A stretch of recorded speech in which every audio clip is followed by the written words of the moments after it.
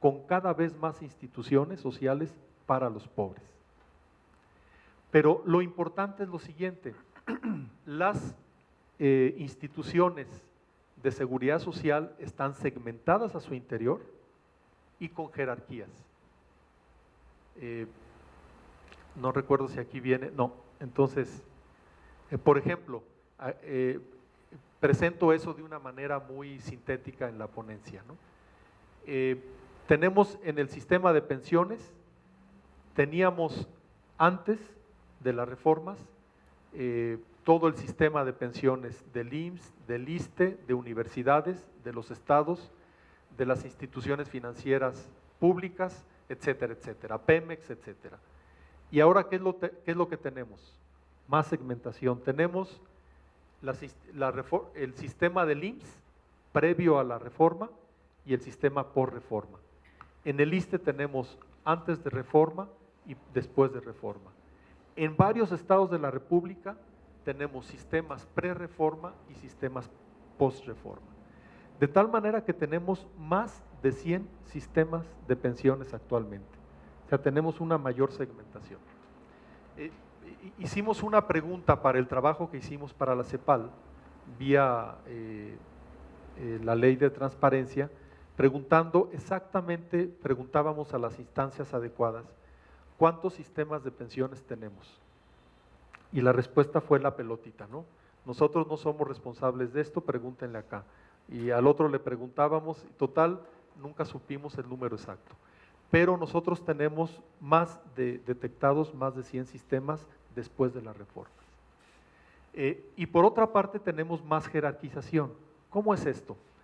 Especialmente en un sector, en una instancia del sector público, que es el Poder Judicial, hay una batalla muy importante por reglamentar las pensiones y proteger el estatus de los magistrados en los estados, de los ministros de la Suprema Corte y también de los trabajadores de la Suprema Corte de Justicia de la Nación.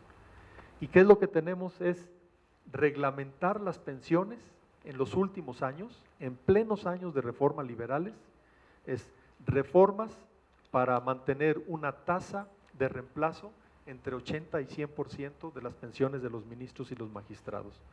No solamente de salarios base, sino de salarios integrados. Entonces tenemos una protección de beneficios muy importante en este sector. Entonces tenemos segmentación y jerarquización. Por el lado de salud, tenemos también ahora, tenemos un sistema aún más segmentado.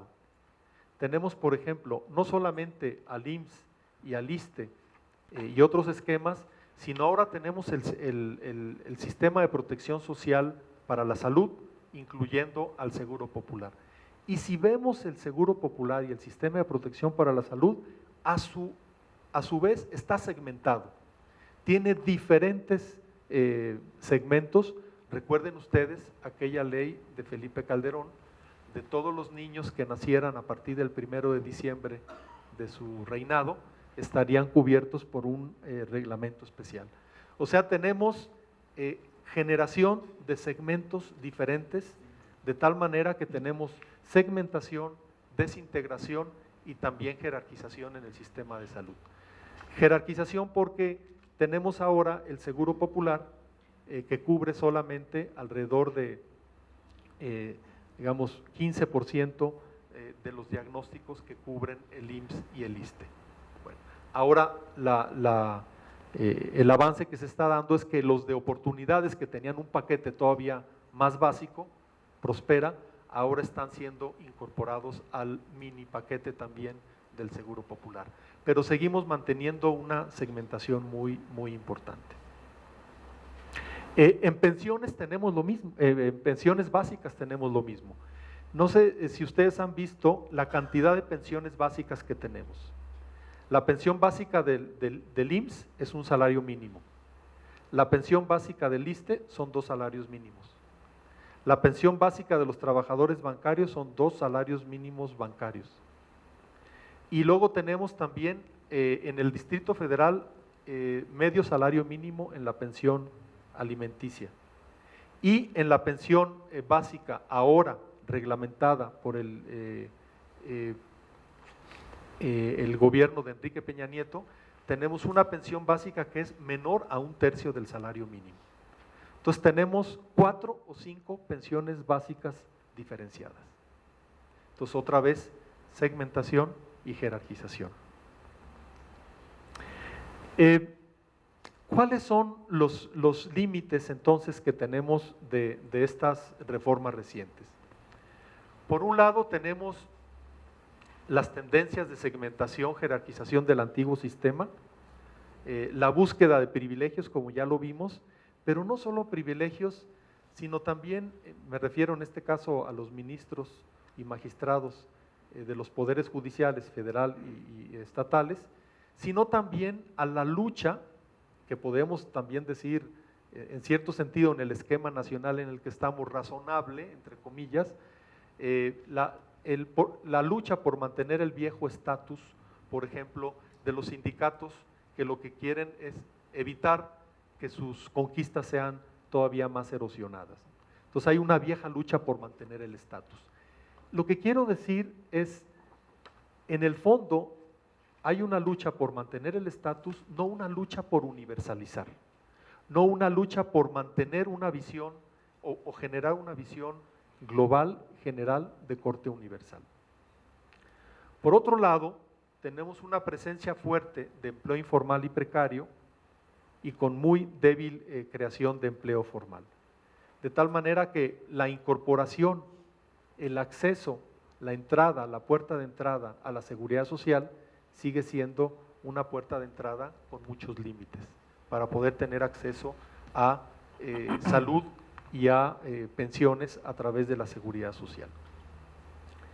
Y por otro lado, tenemos una fuerte presencia de la visión conservadora de género que le dedica con los cuidados familiares femeninos de una manera prácticamente casi total, ¿no?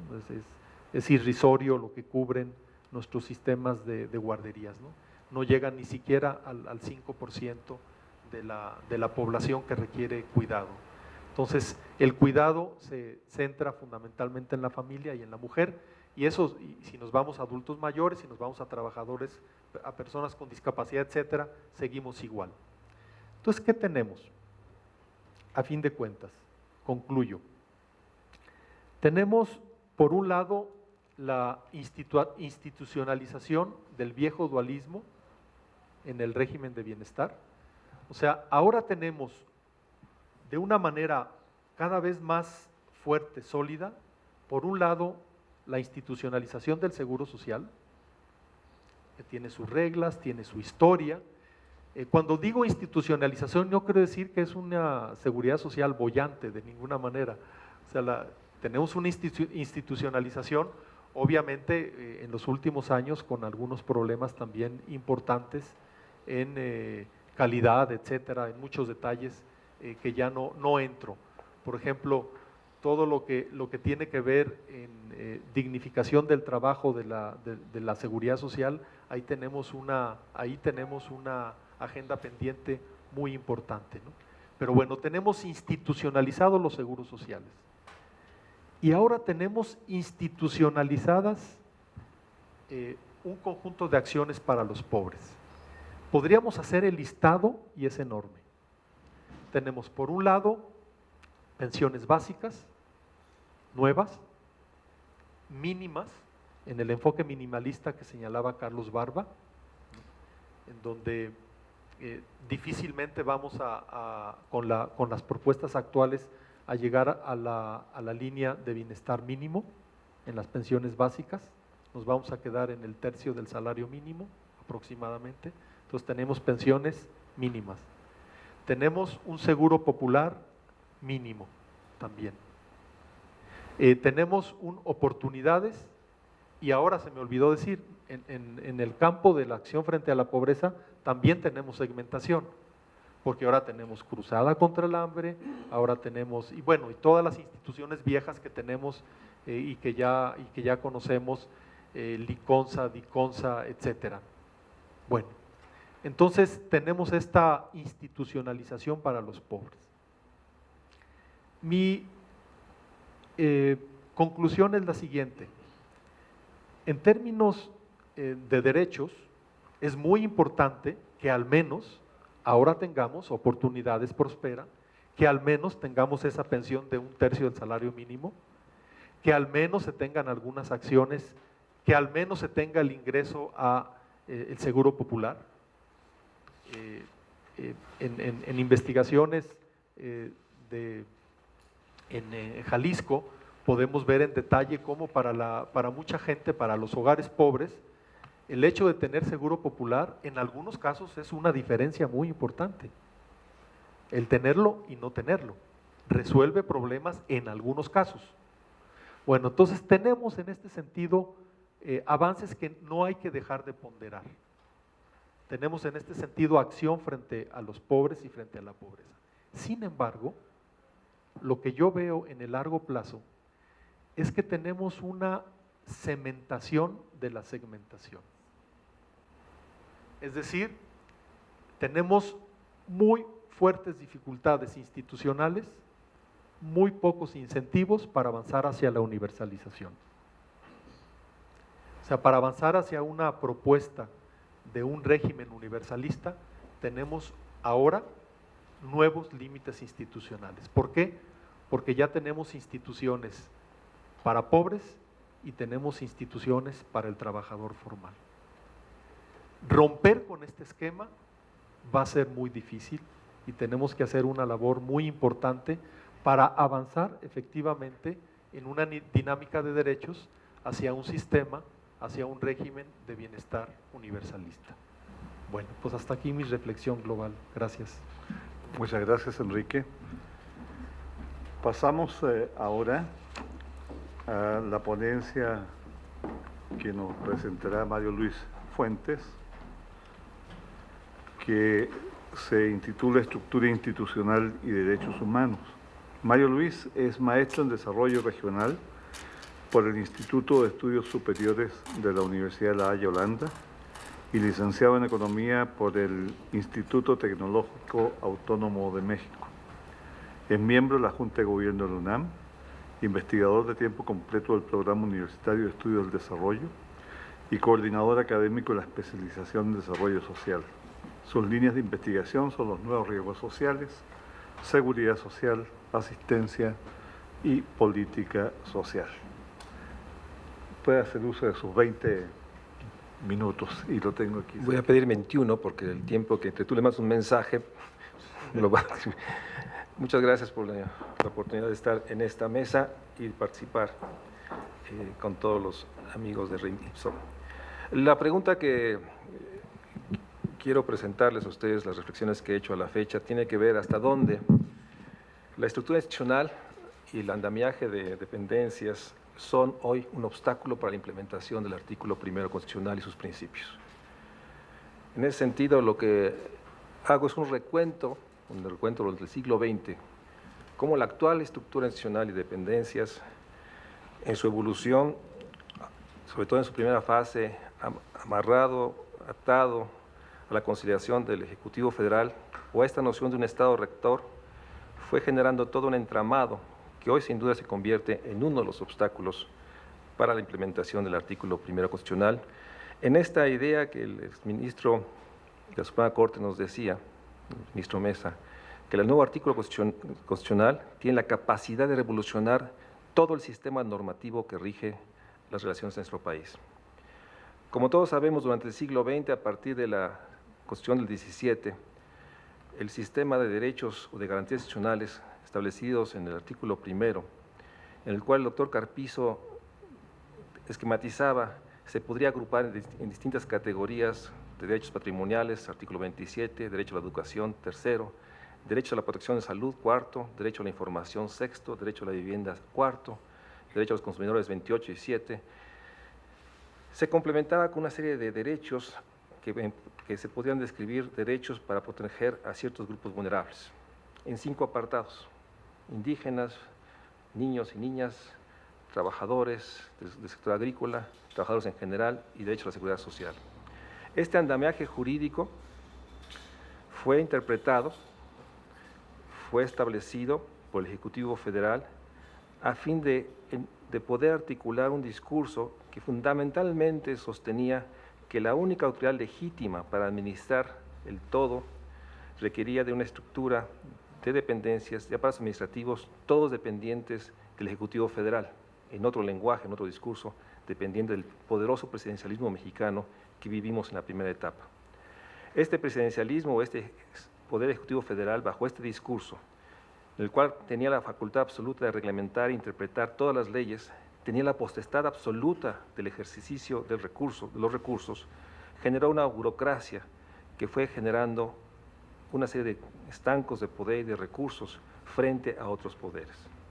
Si hacemos una revisión esquemática, histórica, de los procesos que llevaron a esta construcción, que de una manera Enrique Valencia ya ha hecho una descripción de la parte, digamos, de la parte social, podemos esquematizar que durante el proceso de 40-60, en este proceso llamado industrialización y un impulso a la urbanización, se generaron una serie de dependencias para ordenar conflictos sociales. Se formaron dependencias e instituciones que buscaban dinamizar la economía en su conjunto. Se generaron una estructura institucional que permitiera negociar los conflictos entre una visión de reparto agrario junto con otra visión de una política industrial, de importaciones que generaba una relación de intercambio muy adversa al sector campesino. Para poder mediar estas relaciones se creó un sistema de bancos, Banco de Crédito Ejidal, que permitía mediar estas tensiones, estos conflictos a través de sus recursos. Durante este periodo se construyó la Compañía Nacional Distribuidora y Reguladora, la Comisión Nacional del Maíz, se construyó la Secretaría de Trabajo, IMSS, la Secretaría de Salubridad y Asistencia, el Departamento Agrario y la Secretaría de Agricultura. Desde entonces, en 43, el tema de la coordinación en un sector de dependencias y normas generaba esta preocupación, la construcción de una estructura de coordinación, y para eso se construyó la Secretaría de Bienes Nacionales e Inspección Administrativa, instancia anterior a la Secretaría de Patrimonio Nacional que se generó posteriormente.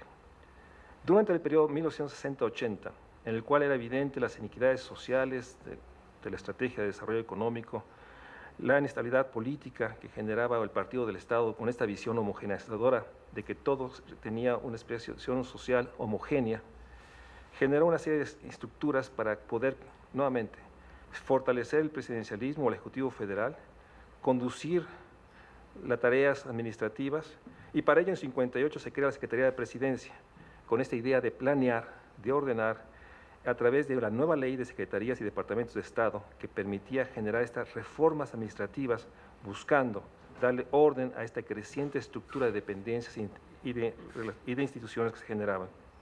En 1976 se crea la Ley de Organización de la Administración Pública y se establece la planeación integral. A partir de este año, la SPP, que es la posterior construcción de la presidencia, genera una estructura nuevamente para buscar desde el Ejecutivo Federal construir una orden y una instancia que direccione todo el esfuerzo público. Hay sin duda en este proceso una construcción de coordinaciones y espacios para poder articular alrededor de esta estructura sectorial vertical, rígida, una estructura que permitiera generar los proyectos estratégicos del Ejecutivo Federal del momento.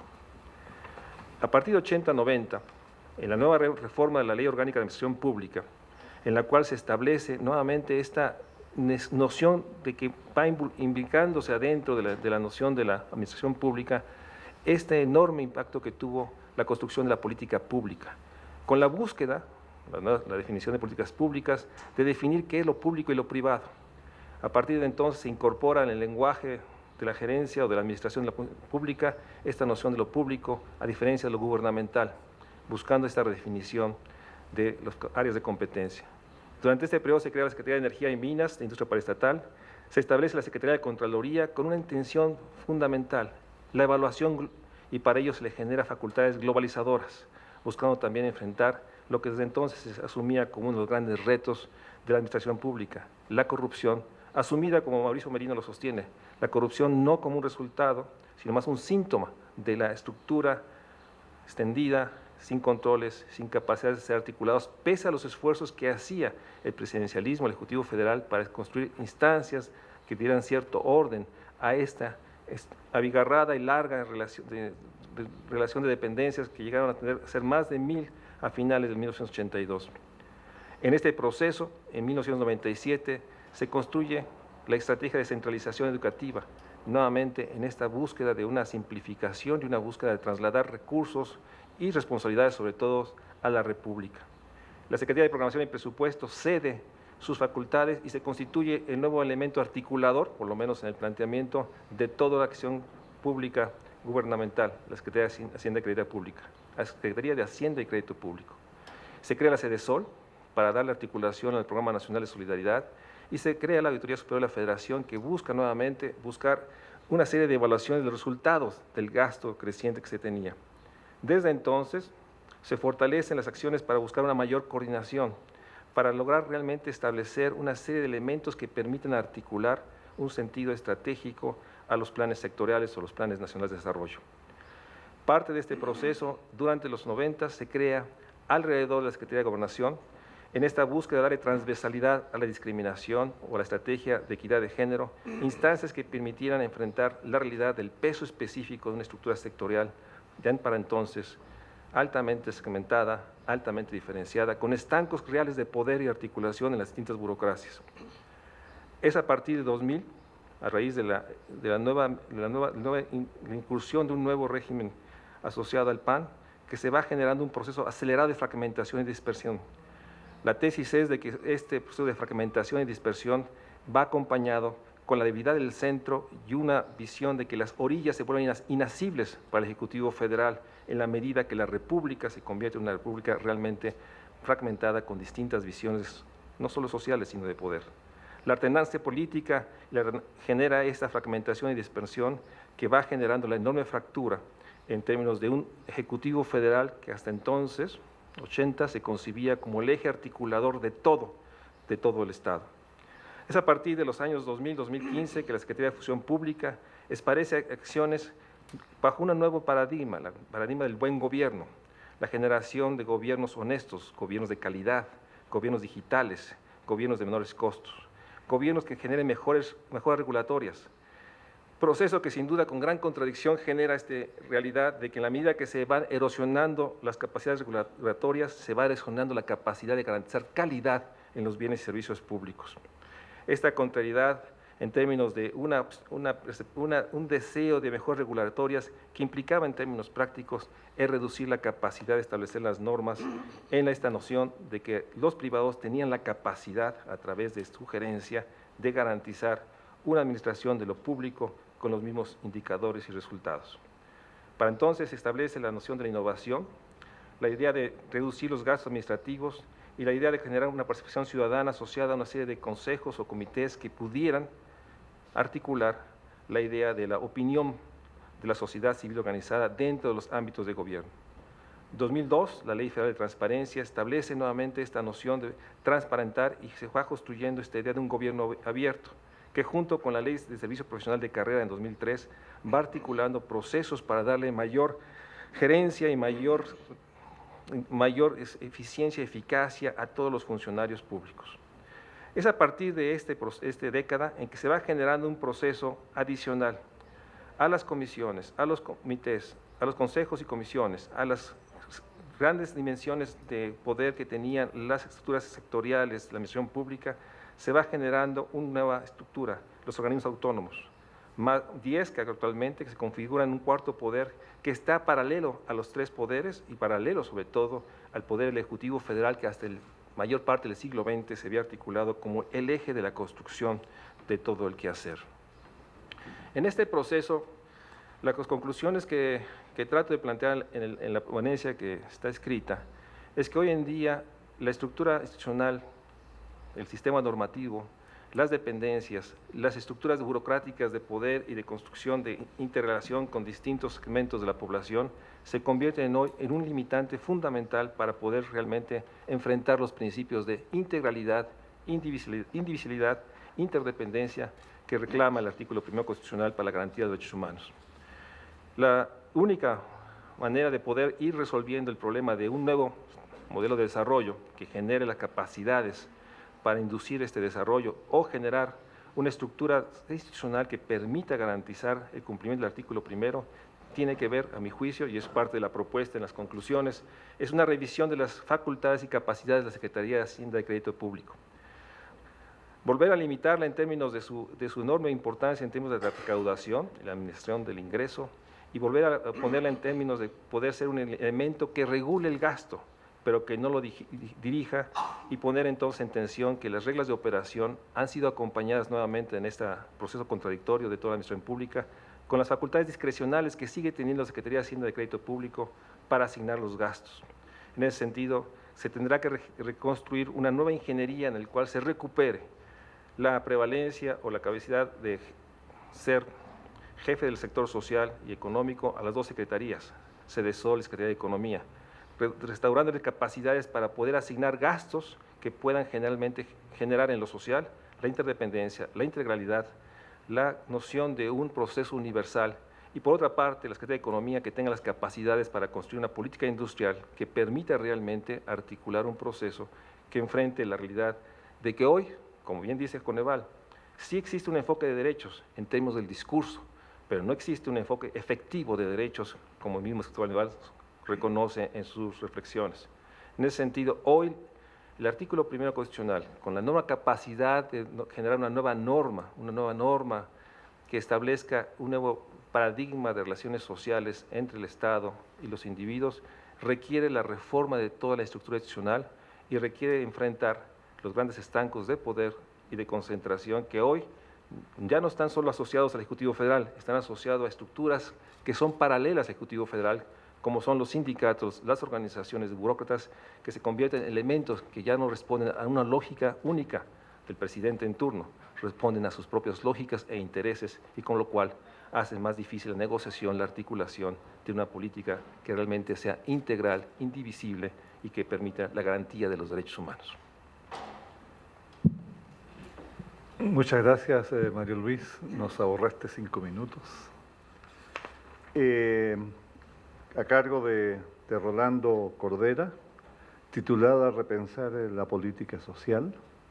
Rolando es licenciado en Economía por la UNAM y cuenta con estudios de posgrados en la London School of Economics. Es profesor emérito de la Facultad de Economía de la UNAM y es doctor honoris causa por la UAM.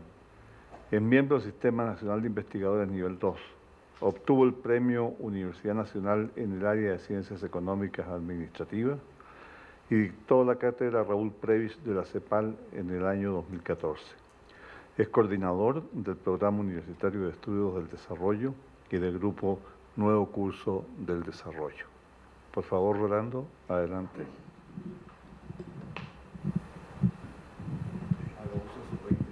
Sí, como no. Gracias, Fernando. Pues supongo que debo agradecerle a Israel Vanegas el que me haya asignado a esta mesa y me haya asignado el título de mi intervención.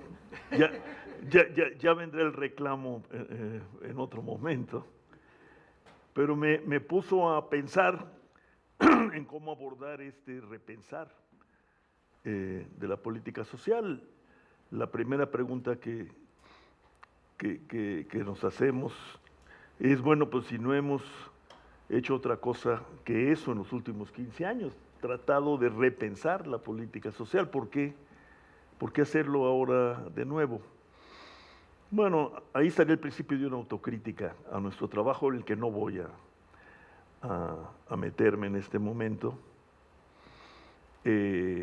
porque tiene que ver, pues, en buena medida con una sociología del conocimiento que hace mucho que abandonamos y que quizás llegó el momento de recuperar.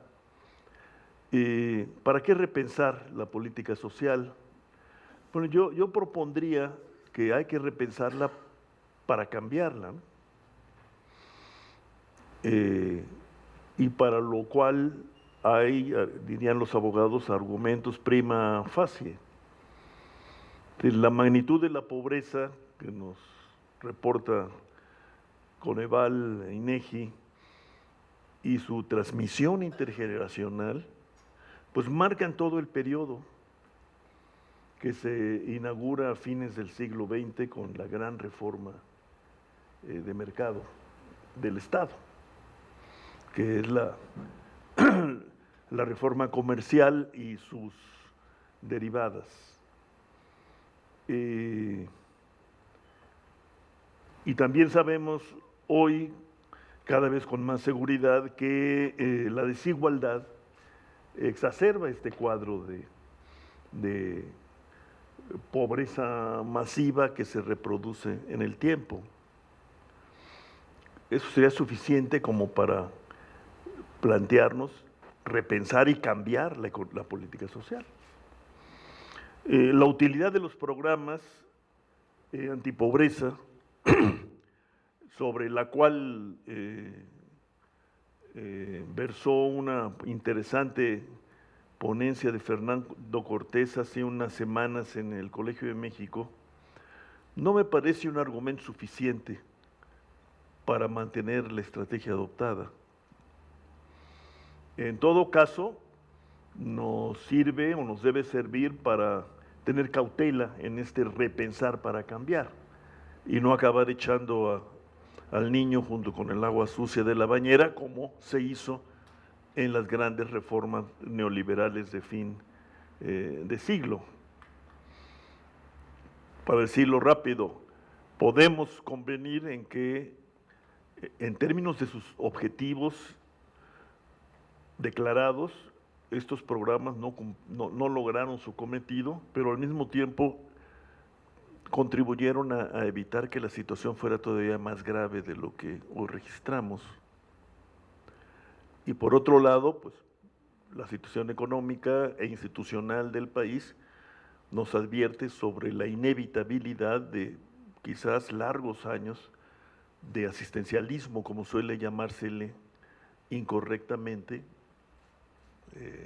a este tipo de políticas de protección social mínimo, ¿no?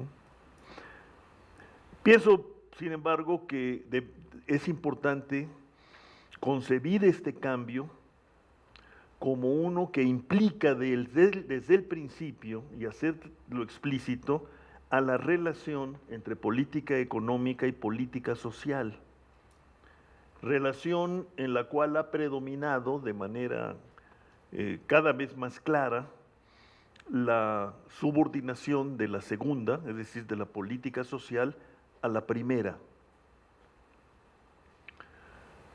Y entonces lo que propongo es que debemos pensar en cambiar los términos de intercambio entre las dos políticas.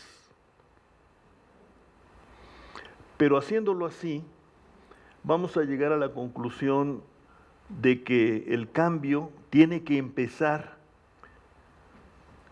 por el cambio en la política económica, pensando, sin embargo, siempre como un elemento de control de la estrategia de cambio en la política social. Y voy a dar lectura muy rápida a algunos que yo llamaría principios que podrían articular, organizar una buena discusión sobre este cambio en las relaciones fundamentales entre política económica y política social, empezando por los cambios en la política económica y necesariamente teniendo como gran telón de fondo el cambio o la necesidad de pasar de lo que podríamos llamar una especie de estado de necesidad a lo que deberíamos llamar el estado necesario para este país, ¿no? Vale la pena, pienso, empezar citando a Luis Villoro, cuya reflexión puede iluminar las nuestras, repito, sobre la multicitada relación y lo que debe hacerse ya sobre el Estado. Decía Villoro, eliminar la exclusión es la única manera de alcanzar la equidad, y la equidad es la marca de la justicia. En ese punto el Estado no podría ser neutro. corregir las inequidades derivadas de situaciones históricas anteriores, compensar las desigualdades que genera la competencia en el mercado, avanzar hacia la igualdad de oportunidades para todos. Esa sería la función primordial de un Estado que pretendiera pasar de la asociación a la comunidad. Y para ello tendría que ser un Estado fuerte, pero su fuerza solo derivaría de una democracia participativa donde nadie quedara excluido. Y ahí es que entramos a lo que podríamos llamar, un poco copiando a Dani Rodrik, los trilemas de la desigualdad, que surgen de esta relación inevitable o de estas tensiones inevitables entre democracia, desarrollo y equidad para la igualdad, como ha propuesto la CEPAL desde hace unos años. ¿Cuáles son entonces los desafíos actuales y previsibles que emanan de la desigualdad para la política económica y la política social y sus relaciones? Y la necesidad de cambiarlas contra la subordinación que se ha impuesto desde los años del ajuste financiero para pagar la deuda de los 80 hasta la fecha. Primero, diría yo, no puede haber poderío exportador sin un mercado interno robusto.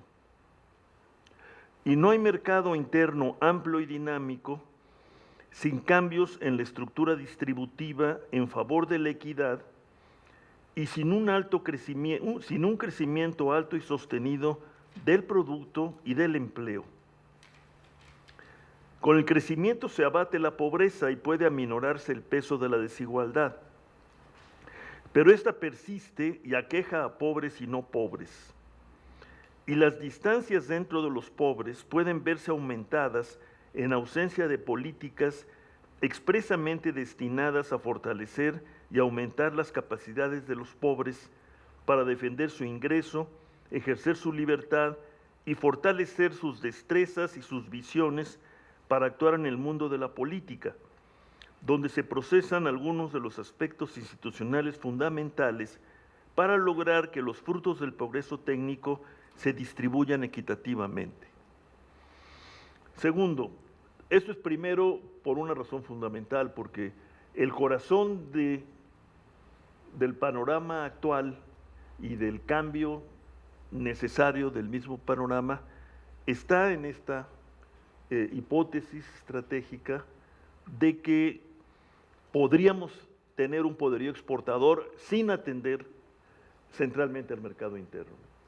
Esa fue la consigna maestra del cambio estructural de fines del siglo XX. Y se ha mostrado una hipótesis equivocada. Pero es necesario asumirla como hipótesis maestra. Hay todo un razonamiento alrededor de eso, pero no los voy a cansar con ello. Dos, la democracia resiente la desigualdad porque pone en entredicho su discurso sustantivo que es igualitario en forma y fondo. Al volverse mal público y combinarse con la pobreza de masas, la desigualdad propicia una doble escisión y alienación de las masas respecto de los grupos dirigentes y de estos respecto de la nación en su conjunto. Tiende a predominar en la conducta social, para recordar a Hirschman, la salida sobre la voz, y la lealtad se deteriora hasta desembocar en la antipolítica, la celebración cínica del crimen organizado y la emergencia de múltiples y superpuestas formas de puja distributiva que bloquean cualquier solución productiva que busque no ser de suma cero. 3. En la economía y sus nuevas configuraciones transnacionales, apertura, movilidad de capitales, predominio de la inversión extranjera directa en los sectores dinámicos y el sistema financiero, etcétera, puede detectarse la operación de las fuerzas clásicas de la desigualdad. predomina la concentración de capacidades y capital en la gran empresa, por lo que la reducción y dispersión de la pequeña y mediana restan fuerzas para insertarse dinámicamente en los mercados y ampliar su participación en el ingreso. A la vez, la informalización masiva del trabajo debilita la organización del trabajo formal, lo que da lugar a un régimen generalizado, no solo de salarios medios, sino bajos y estancados. Solo los altos ejecutivos y funcionarios públicos, junto con un reducido número de profesionistas, técnicos y administradores, registran aumentos significativos en sus emolumentos. De suerte que la decisión de las élites se vuelve tendencia dominante y conforma un piso duro de la mala distribución.